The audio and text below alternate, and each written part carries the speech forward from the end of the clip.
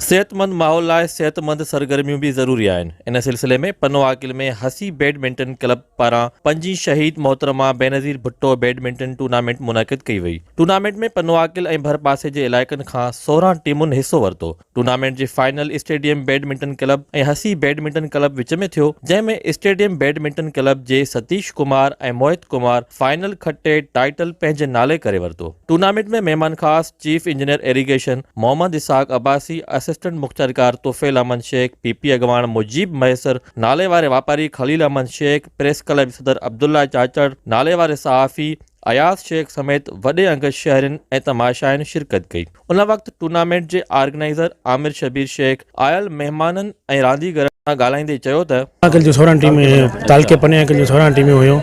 तमामु इन में बेहतरीन मुक़ाबला थिया। सर असी बैडमिंटन क्लब जे तरफ़ों ये टूर्नामेंट लगाई वई हुई, जंहिंमें असां खटीसीं मोहित कुमार ऐं मां।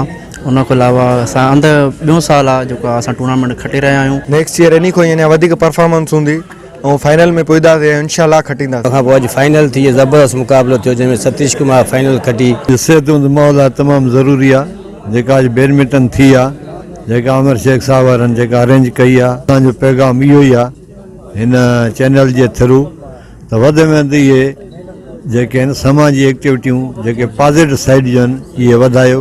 ऐं मां एप्रिशिएट कयां थो ऐं जस्ट ॾियां थो आमिर शबीर शेख साहब जन खे त अहिड़ो मसरूफ़ियात जे दौर में पंहिंजो इवेंट इन मुक़ररु कयो। जी तालीम बुनियादी ज़रूरत आहे त हे बि हिकिड़ी बुनियादी ज़रूरत आहे। अहिड़ा प्रोग्राम थींदा रहनि बजाए जो नौजवान कंहिं ग़लति कम ते वञनि। आख़िर में टूर्नामेंट में आयल सभिनी मुअज़्ज़िज़ महिमाननि खे अजरक जा तोहफ़ा पेश करे फाइनल में आयल टीमुनि जे रांदीगरनि खे ट्रॉफियूं ऐं मेडल ॾिना विया। कैमरामैन आसिम सां गॾु जमील अंजार, सिंध टीवी न्यूज़, पनो आकिल।